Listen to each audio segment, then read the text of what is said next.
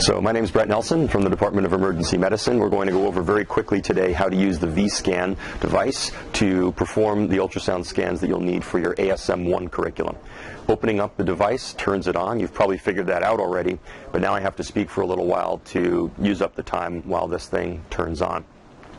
So typically you're going to stand to the right of the patient when you begin your scan, and we're going to have some gel ready for applying it for the patient as well. So the machine automatically starts off in cardiac mode. That means that the little V on the top of the screen is going to be towards the right-hand side. And since we're starting off in cardiac mode by default, we'll start with the cardiac examination. So the first step is to look at where you think this patient's heart is. And I would guess by looking at his surface anatomy that his heart lay in his chest in this position and at this angle, with the apex probably coming down in about this direction. So right in the center of the heart along the long axis, I'll place the ultrasound transducer with the probe marker facing up towards his right to see what image I find. So at this location now, I'm going to adjust the image until I have something that looks like this. And I'm moving a bit more medial so that I can see a view of the left atrium, the left ventricle, the mitral valve, the aortic outflow tract, and the right ventricle. And that's the first view that you need to obtain when performing this study. And again, we're still in cardiac mode. The next view I can do in either cardiac mode or abdomen mode.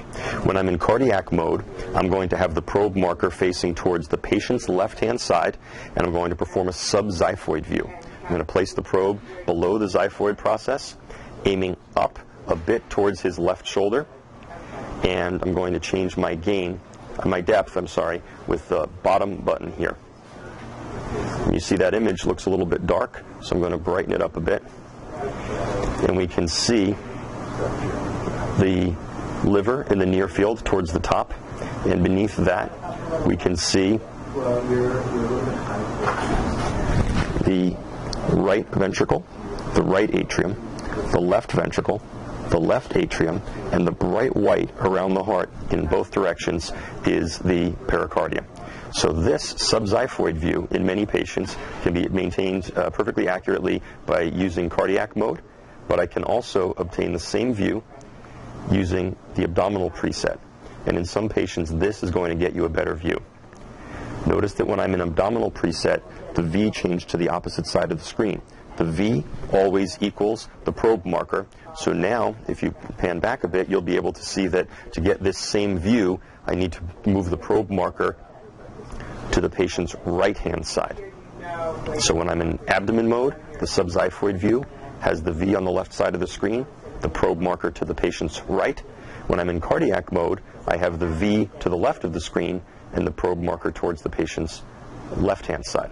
The next view we're going to look at is the lung. And for the rest of the studies for the entire ASM course, we're going to be in abdomen mode.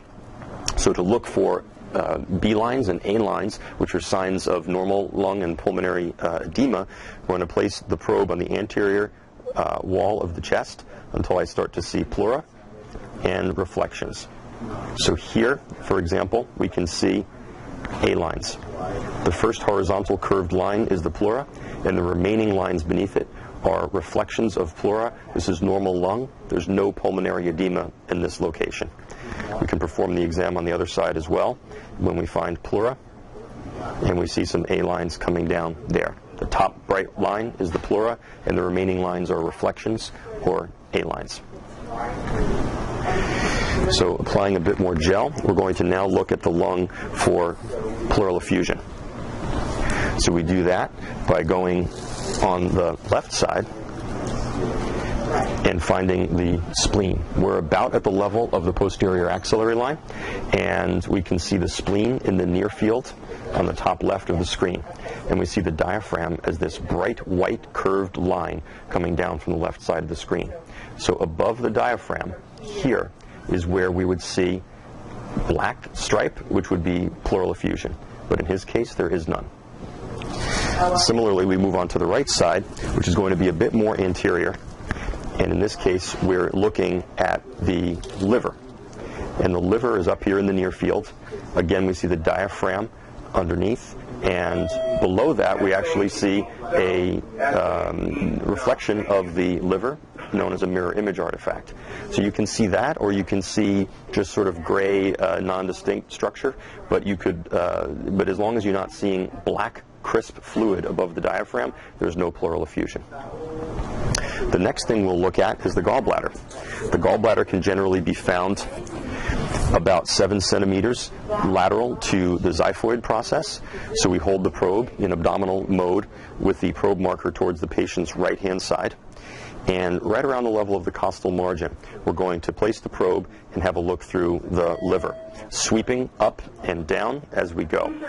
One major landmark to look for is the portal venous system. And there's the main portal vein right there. And it has a bright white wall to it. And if we scan back and forth from that area, we can see the bright white line of the middle hepatic ligament leading us to the gallbladder. So in this particular case, by angling up, I can see the gallbladder just on the top left of this ultrasound screen. So now there's a couple ways that I can approach visualizing this a little bit better. I can change the depth a bit because I see that the gallbladder is in the near field, and I can rotate around to get that gallbladder back into view. And I'm going to fan from anterior through the middle of the gallbladder to posterior and make sure that it doesn't contain any stones.